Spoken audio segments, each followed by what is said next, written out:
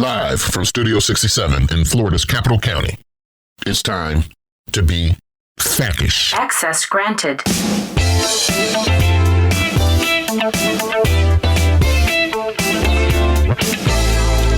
Good people, welcome to the end of week 7. We're making it around the corner, that last turn, and headed down the path to completion here. But the road may be bumpy. So without further ado, let's just get started with roll call. And today's question, submitted by our senior legal counsel, is our favorite vacation destination. So Jeff, how you doing today? Good. Hey, Davin, it's Jeff Scala here, handling environmental, ag issues, water, rural affairs, and broadband. My favorite destination would be many Florida beaches, but in particular, it would be Siesta Key Beach or St. Pete Beach. All right, we can deal with that. Bob, how you doing? I'm doing well. I'm Bob McKee. I'm the Deputy Director of Public Policy for the association. And my favorite destination would be anywhere where I could go to the beach in the morning and a baseball game in the afternoon, preferably a spring training game where it's outdoors with an adult beverage in my hand. Adult beverage? You didn't tell us that in your interview. We're going to have to look into that. I'm on vacation. Oh, okay. All right. In the scenario. All right. Sarah, you better not have adult beverages. I don't know. We need to check some ID. How are you doing today, Sarah? I'm hanging in there, Davin. Sarah Henley, Facts Policy Analyst. I'll be a little more specific. My favorite destination is probably New York City in the United States, and then abroad is definitely Munich, Germany. And see, I remember when COVID broke out, Sarah went to New York on spring break. I couldn't resist, I did. Yeah, she played it a little close. Eddie, how you doing? It's your question. Welcome. All right. I'm doing great for a Friday. And this is Eddie Labrador, legal counsel. I cover community and urban affairs, elections, ethics, and transportation, and all things legal. So, and my favorite vacation spot is one that I've never been to. I've only thought about it. It's on the bucket list, but it is Rome, Italy. Not only because it's a romantic city, but it's where the Vatican is, and I'd like to go and meet with the Pope and talk a little bit about God. Man, Eddie, that's interesting. I want sort of be a fly on the wall with you and the Pope. I wonder what you would tell him about. I think you would argue with the Pope, wouldn't you? You would argue with the Pope. I certainly would ask some questions. All right. Well, welcome, Eddie. Folks, I'm Davin Suggs, Director of Public Policy.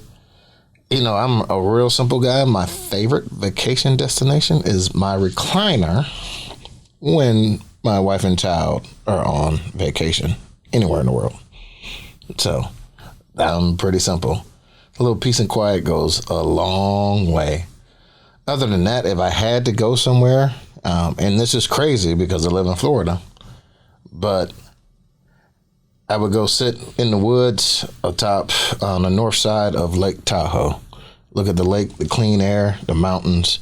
I used to live out there. I miss it. I know I'm surrounded by water down here, but there's something special about Lake Tahoe on the north side there. Even better in the winter. So there we go. All right. Week 7, folks. In terms of specific committees, not a lot to run down, but there's a lot of action, especially behind the scenes, as everything is funneling towards the floor. So I'm going to start, like I always do, with Jeff. Jeff, you know what time it is?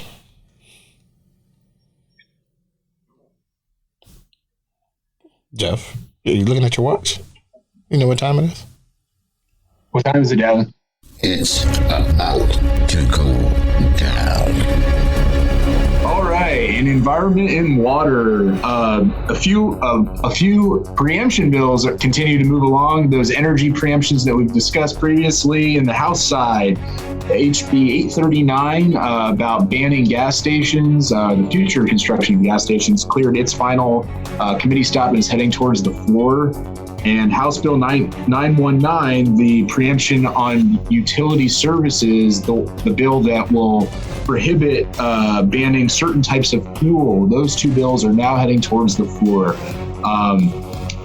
In ag, the right to farm bill, House Bill 1601, cleared its final committee stop and will be now heading towards the floor as well.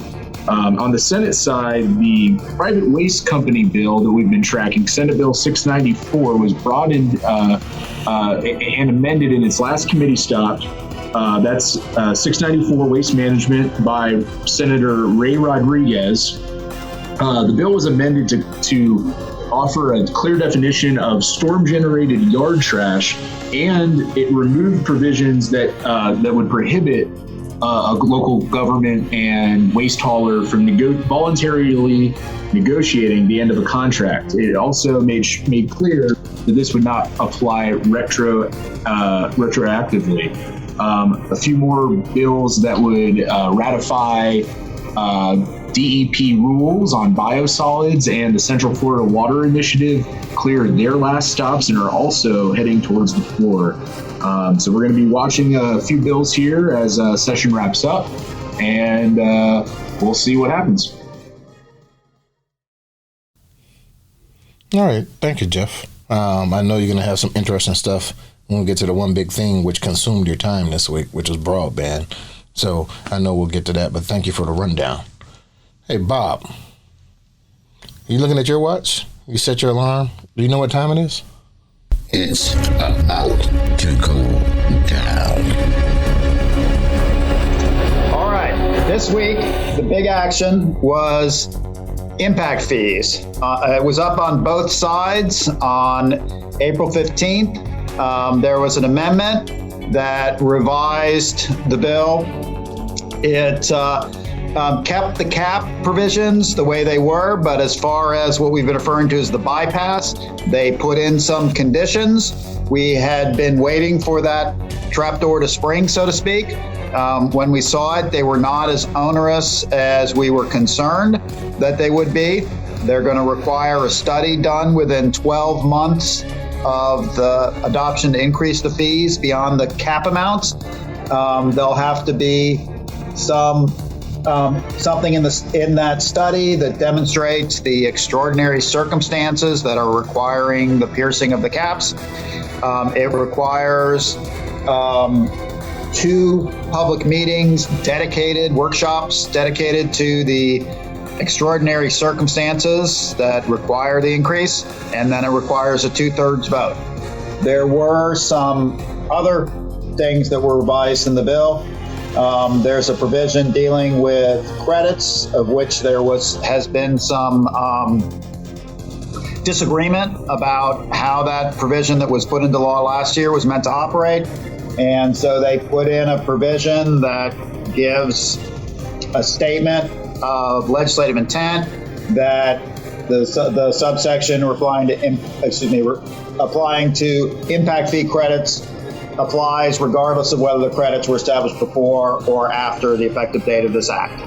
So it puts in some retroactivity with respect to credits that were issued prior to the bill. And this is dealing with allowing credits that were granted to be used in an adjoining impact fee district, so long as that district also receives benefits from the improvements. So that was in the bill as well. The bill is, the cap portion of the bill is retroactive to January 1, 2021. The other big thing that happened, the other thing that happened this week, not to the big thing yet, but in the finance and tax world, is the Senate did refuse to concur with the House amendment on their budget. And so we're awaiting allocations and the naming of conferees. But we expect, the Senate president told everyone to hang around this weekend. So we expect that to happen potentially at any moment. All right. Thank you, Bob. Good rundown. Good job on impact fees. And we'll have a little bit of fun this weekend. I forgot to mention, we did also have to fight off some harmful amendments in the Senate Appropriations Committee. Yeah, a little jujitsu, a little legislative jujitsu. You know, Eddie's good at judo, right? Eddie, you have lots of trophies, judo trophies. So Lots of trophies. right. Eddie, it's time for your rundown. It's about to go down. Okay. It was a busy time in the Rules Committee this week. We have the first bill is committee substitute for Senate Bill 266 relating to home-based businesses. The bill was amended to further narrow the restrictions on local government so that we are still able to it makes clear that home-based businesses cannot use equipment or processes that create noise, vibration, heat, smoke, dust, glare, fumes, or odors that are plainly detectable from the street and neighboring properties. It made some changes relating to further restricting parking and traffic that is generated by the home-based businesses. It prohibits home-based businesses from conducting transactions in view of the street. You won't be able to, for example, put a gas station in, as suggested by some, or conduct other transactions outside of the home. And this bill was passed on a 14-2 vote, and it now goes to the calendar. The companion measure over in the House Bill 403, is on the calendar itself after being PP'd a couple weeks ago on special order. The next bill is Senate Bill 426. This has to do with the state preemption of local regulations on seaports. This bill was further narrowed so that today it will only apply, if it passes, it only applies to the city of Key West, because the way the amendment that they adopted works is that it only applies to a local government that is within an area of critical concern or joins an area of critical concern. And there the issue is whether the seaport is adjoining or located within those areas. There's only one such county in which that occurs, and that is Monroe County, and specifically within the city of Key West. That bill passed 12-5, and it is also now going to the calendar. Of particular note, there were certain bills that were not considered, even though they were on the Rules Committee agenda. One was vacation rentals, 522 by Senator Manny Diaz. That is back on the agenda on Tuesday, 420. And then Senate Bill 102, which is the Attorney General matter of great governmental concern. That's the bill that allows the legislature to determine that a matter is of great governmental concern, and then makes the Attorney General the sole authority to be able to file any lawsuits related to that matter. This is getting at recent lawsuits by local governments, such as in the opiate matter, and it seeks to basically take cities and counties out of the mix in favor of the Attorney General. That bill is also back on the agenda on Tuesday, April 20th. And then I've got, I'll talk about the Bert Harris bill on the one big thing. That's it. All right. Thank you, Eddie. I'm still trying to figure out what you're going to say to the Pope. Are you going to take some notes in? Are you going to write stuff down before you go in there? Or are you just going to let it flow? I'll write a letter, and then I'll follow up with the Pope. Are you going to email the Pope, or are you going to hand deliver? How does the Pope get mail? I think you can send it to the Vatican. Just like we would write a letter to the President of the United States, send it to the White House. You write the letter and you send it to the Vatican.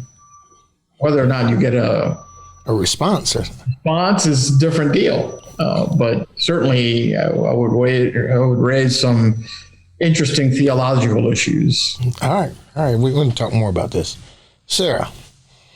Before we get into your one big thing, have you ever handwritten a letter and sent it to somebody, or have you been strictly email your whole life? I have written a hand letter, and actually, fun fact, I wrote a handwritten letter at the Vatican when I was there. They have their own post office system there, which is pretty awesome. Man, you guys, we don't even know what we have inside the FAC building. Sarah has been in the mail room at the Vatican. I have. Eddie, so you got some help. You got to take Sarah with you. Sarah, your stock just went up, Now, the people now really want to hear your one big thing. All right, let's talk about elections. In the 2020 general election, the Florida voter turnout rate was around 77%, which is the highest since 1980, and around 4 million Floridians voted early, and close to 5 million Floridians voted by mail. And this was the highest number of early voting and vote by mail in recent years, most likely due to the COVID precautions, as well as we were in a natural disaster and a pandemic, and more people tend to come out to vote in that time for change. But as I'm sure we are all aware, in the months following the 2020 general election, some states have been calling for legislation to tighten election security. We've seen it in Georgia, and now in Florida. There are two bills up, SB 90 and HB 7041, and that includes new vote by mail restrictions, new rules regarding where you can request a ballot, who can drop off your ballot, new identification and signature rules, and more, and they're all laid out in our legible this week. But one thing of particular importance is a provision in one of the two election bills, HB 7041, that requires at the next election, so 2022, following each constitutionally required decennial redistricting, each county commissioner that is elected from a single member district must run for re-election, meaning if you were just elected in 2020 in a single district county, you have to rerun again in 2 years in 2022. However, this requirement does not apply to Miami-Dade County or any charter county where county commissioners are subject to term limits. And of course, this does not affect at-large commissioners or district commissioners elected countywide. But there are around 19 counties that would be affected by this change. But the good news is that this provision is not in the Senate companion SB 90. So stay tuned with these two bills. They're making their way through the process. Amendments are coming on them, and they are ever changing. Man, thank you, Sarah, on that one. I think I got a lot of commissioners that are looking to us and might be sending a letter to the Pope to intervene so that they don't have to run again. Yeah, that would be bad. Before we move on, Sarah, are there any updates on the American Rescue Plan and COVID relief funds? Yes, sir. We got a big update on the American Rescue Plan on Thursday. The U.S. Department of Treasury released its guidelines on pre-award requirements that counties need to take immediately to receive direct payments under the state and local fiscal funds. These three requirements are in our legible this week, as well as on our American Rescue Plan resource webpage. This is the first set of guidelines that came out, but more are expected soon as Treasury just established their new office to lead this implementation in these recovery programs. So by the end of April and May, we should see additional guidelines, and the money will be coming out soon because the Treasury has 60 days upon passage, which was March 11th, to send out the money. All right. Thank you, Sarah. We need that. Rules, and we're getting closer to people getting more necessary resources to help out their communities. Thank you a lot. Eddie, I'm coming back to you. All right. What if the Pope only gave you time for one big thing? I mean, would you really talk about Bert Harris stuff, or you talk about something else? I think you talk about something else, right? Something else. All right. Well, the people want to hear your One big thing. All right. In the House Judiciary Committee this week, I believe that was yesterday, they heard a committee substitute for House Bill 421 and 1101. This bill deals with governmental actions affecting private property rights. It basically makes changes to the Burt J. Harris Property Rights Protection Act and the Florida Land Use and Environmental Dispute Resolution Act.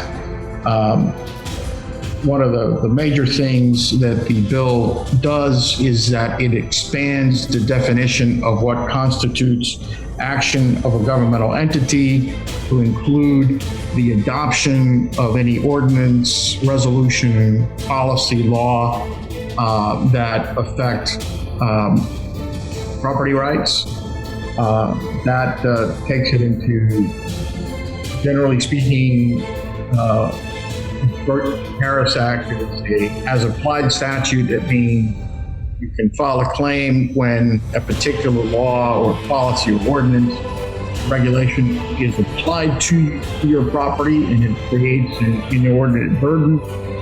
Now, the way that would work is the simple fact of that a local government adopts such an ordinance would be actionable, and it would create a ripe issue for you to bring forward a claim against the governmental entity that adopted the ordinance or regulation.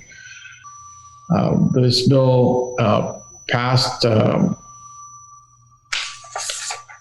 with a large vote, and it now goes. It's now on the special order calendar for Tuesday of next week in the House. The Senate companion bill, Senate Bill 1876 by Senator Albritton, is on the Rules Committee Tuesday agenda to be considered. And that's it for me. All right. No, thank you, Eddie. It's an important issue, and we got to keep whacking away at it. So, but thank you, and I know we've got a lot of people on it. It's tough, though, this year in dealing with property rights. Like you said, it's almost a nonpartisan issue that we got to try to convince a lot of people of the middle ground between being able to operate government and the strong desire to protect perceived property rights. So thank you for working on that, Eddie. Yep. Jeff, can I ask you a question first, though? What's the question, Devin? You believe that Sarah, you just want to go to the beach like back home. Sarah's favorite place is Germany, and she traveled to New York during the onset of COVID. You approve of that? She's very brave. Yeah, very brave. But she hangs out in Germany. You hang out like in Pinellas. You feel a certain way about that?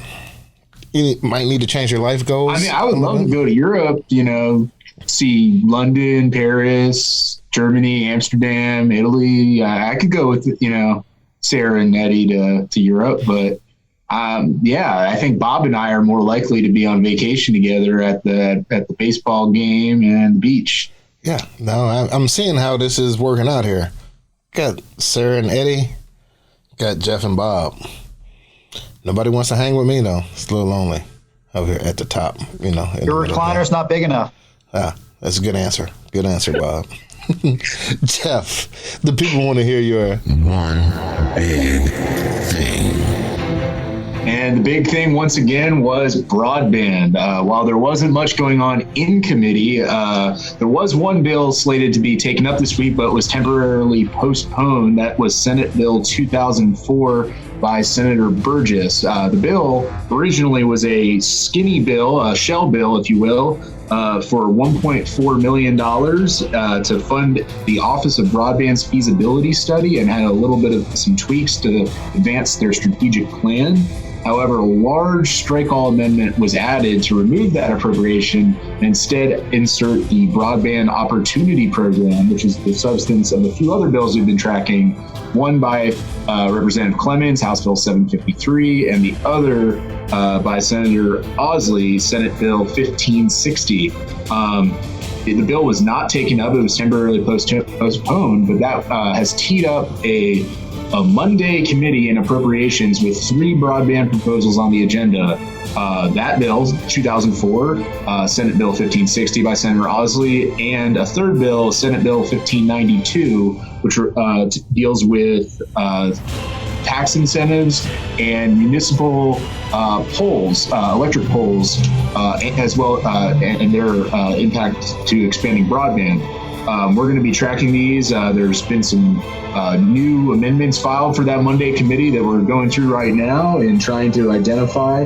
The biggest concern that we see in this grant program is the language that prohibits state funds to a geographic area in which broadband is already deployed by one provider. This language could be very restrictive in who is eligible for the grants. And we want to make sure that local governments aren't precluded from applying for grants, maybe with a provider as a co-applicant to expand broadband to both unserved and underserved areas. So we're going to be working on this issue and making sure that the broadband mapping component is included and that we support the Office of Broadband.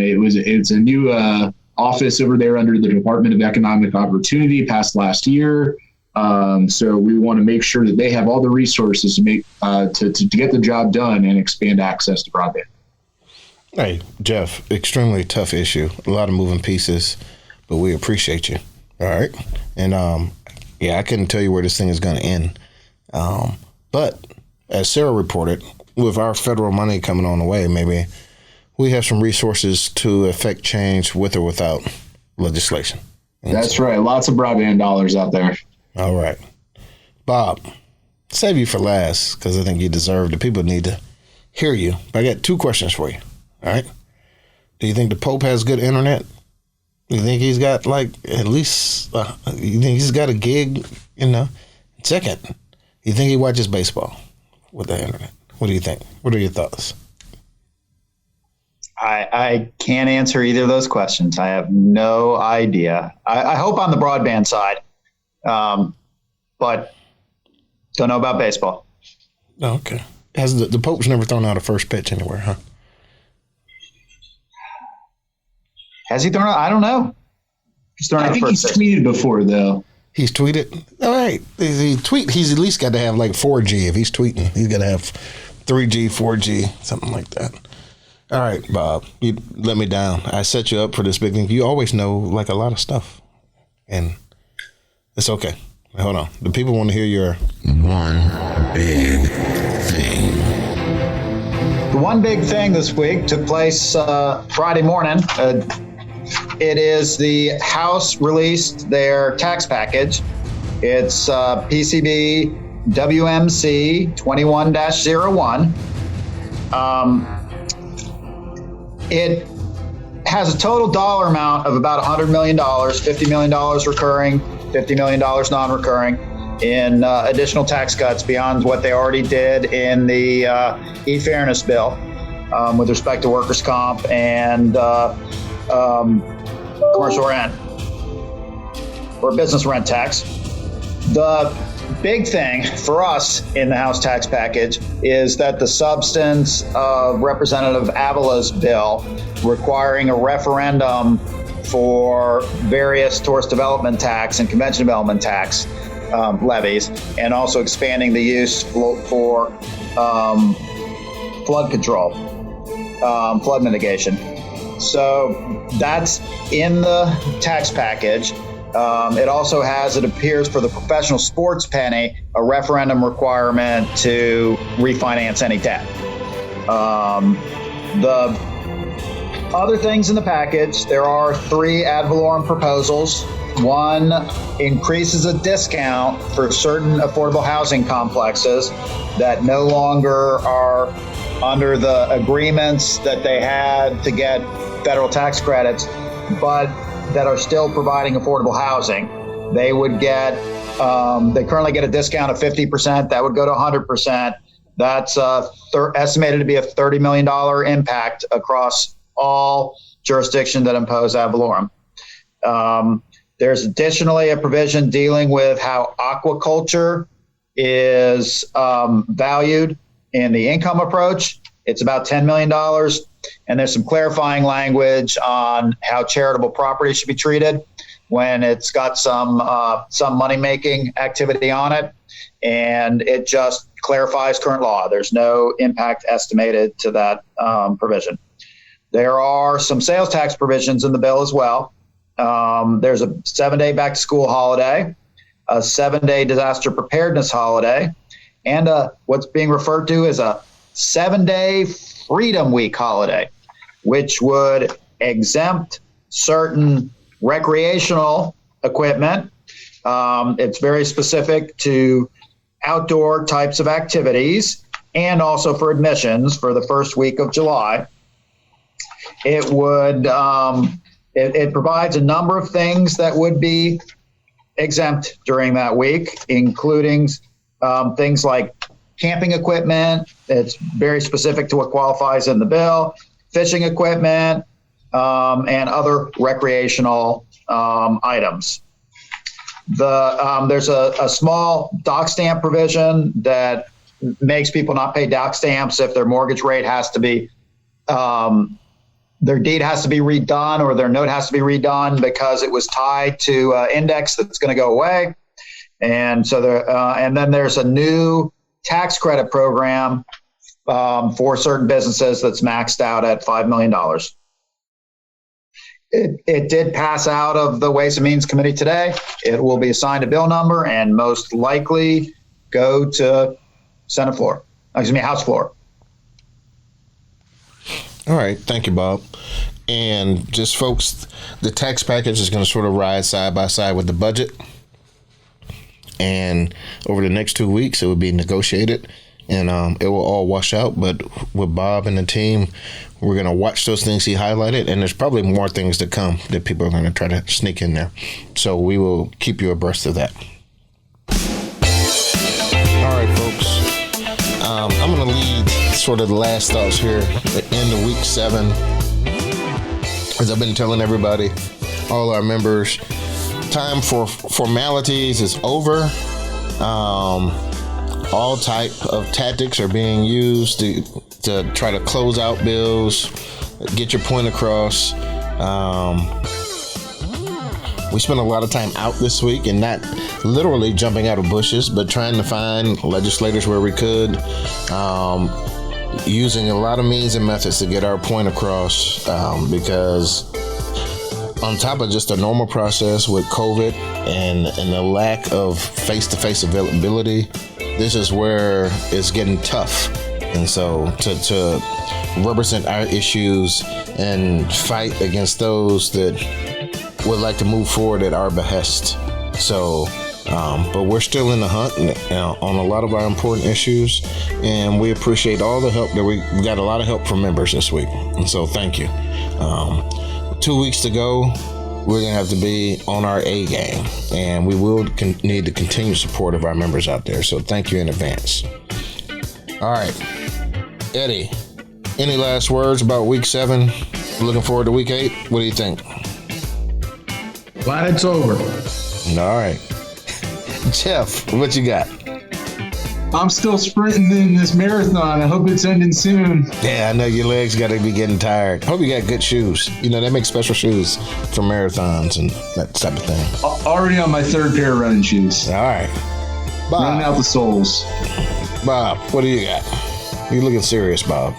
They're heading to the floor. It's crazy time. Every great idea that wasn't good enough for committee comes right out this time of year. That's right. It's going to be interesting on the floor. Sarah, it's your first session with us. What do you think now you're week 7? Is it getting interesting for you? This week was tense. Emotions ran high on the floor in committees, lots of controversial things up. So it's pretty draining, I would say. All right. I'm waiting for you to get mad, sir. What happens when you get mad? Not good. All right, we don't want to see it. That's right. We don't want to see it. All right, or they don't want to see it. Because Sarah's going to be mad for you folks out there on your behalf. I think I said what I had to say these next 2 weeks.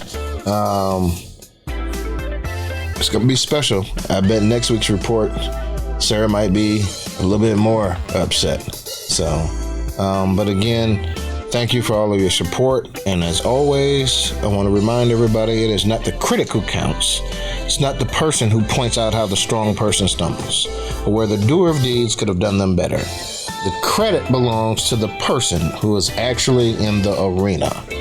And that's all of you out there, and that's why we do what we do. That's why Sarah gets mad. It's because you guys laid on the line for 21 million people, and we are proud to represent you. So until next week, we just say thank you, and we'll be here for you. Have a good weekend.